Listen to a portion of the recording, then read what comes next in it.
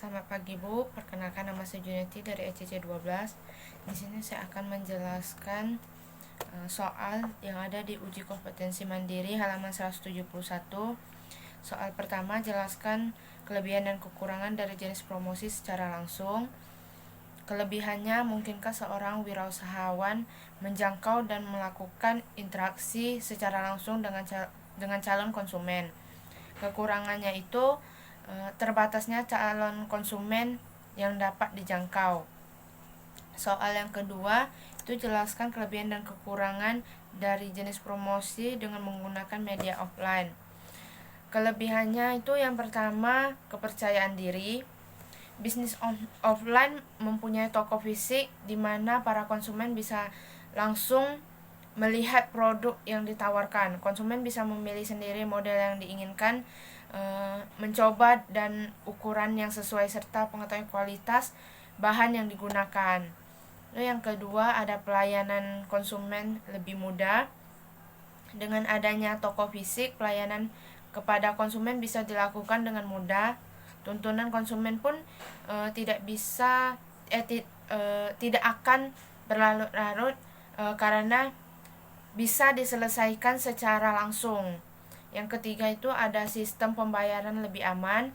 Konsumen yang berkunjung di toko offline biasanya akan membayar barang belanjanya secara cash. Pembayaran langsung ini membuat transaksi di toko offline lebih aman.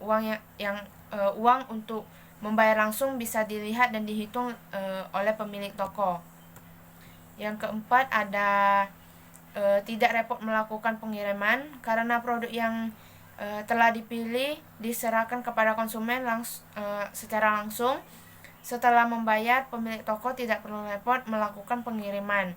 Konsumen pun tidak perlu cemas kapan barang yang akan telah dipesan tiba dan tidak perlu mengirimkan ongkos kirim yang biasanya lebih besar dibandingkan biaya transportasi menuju ke toko.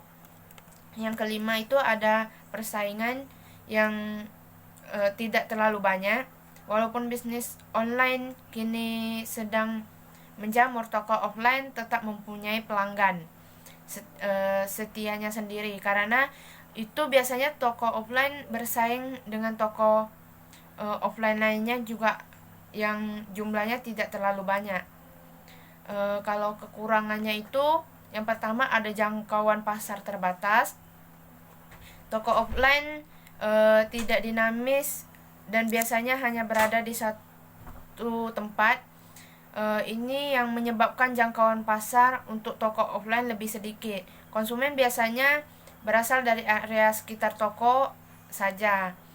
Lalu hal itu pun bisa menekankan angka penjualan jika pemilik toko tidak memiliki strategi khusus untuk menguasai area konsumennya. Terus yang kedua, memerlukan tempat fisik. Karena basis toko offline adalah area nyata, maka dibutuhkan tempat untuk menampung segala produk yang dipasarkan. Selain menyediakan tempat, tentu saja dibutuhkan perawatan lain agar bangunan yang digunakan bisa bertahan untuk waktu yang cukup lama. Yang ketiga, itu ada memerlukan karyawan yang lebih banyak. Banyaknya aktivitas dan tugas yang harus dikerjakan untuk memajukan toko, pasti itu dibutuhkan karyawan yang lebih banyak. Sebagai pemilik toko harus meluangkan waktu dan biaya untuk melakukan perkuratan. Meskipun hanya toko kecil, sebaiknya perkuratan dilakukan secara serius agar mendapatkan SDM yang handal dan mau bekerja sama untuk mengembangkan bisnis tersebut. Yang keempat ada modal lebih besar. Dengan berbagai kebutuhan yang telah disebutkan, tentu saja toko offline memerlukan modal yang lebih besar, mulai dari menyediakan produk secara fisik, tempat, biaya perawatan tempat, perekrutan karyawan serta karyawan itu sendiri, dan lain-lain sebagainya. Yang kelima itu ada waktu penjualan terbatas. Toko offline mempunyai waktu operasi sendiri. Toko offline biasanya beroperasi itu 10 sampai 12 jam dalam sehari. Dan seluruh transaksi dijual beli hanya bisa dilakukan dalam jangka waktu itu saja. Selebihnya toko tutup dan tidak melayani pelanggan. Yang keenam itu ada produk terbatas dan sulit melakukan pencarian barang. Karena keterbatasan tempat dan pembatasan stok, untuk mengurangi kerugian, biasanya produk yang tersedia di toko offline itu terbatas. Apalagi konsumen tidak mendapatkan produk yang diinginkan, maka akan sulit mencari barang yang sama ataupun penggantinya secara langsung. Soal yang ketiga, jelaskan kelebihan dan kekurangan dari jenis promosi dengan menggunakan media online. Kelebihannya yang pertama itu mudah dijalankan. Dengan berkembangan dunia internet, saat ini sangat mudah untuk membuka toko online. Cukup dengan membuat akun di media sosial atau sebagai marketplace. Toko online sudah dapat dibuka. Siapa saja berkesempatan berjualan online, baik remaja, ibu rumah tangga, bahkan kini banyak anak kecil yang sudah mulai bisnis di dunia maya. Lalu yang kedua, jangkauan pasar lebih luas. Jangkauan dunia internet yang sangat luas tentu saja berpengaruh dengan bisnis online. Jarak antara pemilik toko dan konsumen tidak menjadi penghalang kedua untuk melakukan transaksi jual beli. Pemasaran toko online tidak hanya terbatas di area lokal saja, tetapi bisa lebih luas, bahkan hingga nasional maupun internasional. Yang ketiga itu ada modal yang diperlukan tidak terlalu besar. Toko online bisa dibentuk hanya dengan memodalkan ponsel dan kuota internet. Kini ada sistem reseller dan dropship yang akan memudahkan untuk memulai bisnis walaupun tanpa modal. Sistem reseller ini memudahkan orang yang ingin menjual sesuatu namun belum mampu memproduksikan sendiri. Lalu yang keempat, tidak memerlukan tempat. Sebuah toko online tidak memerlukan tempat secara fisik untuk menampung segala jenis produk dan sebagai tempat bertransaksi.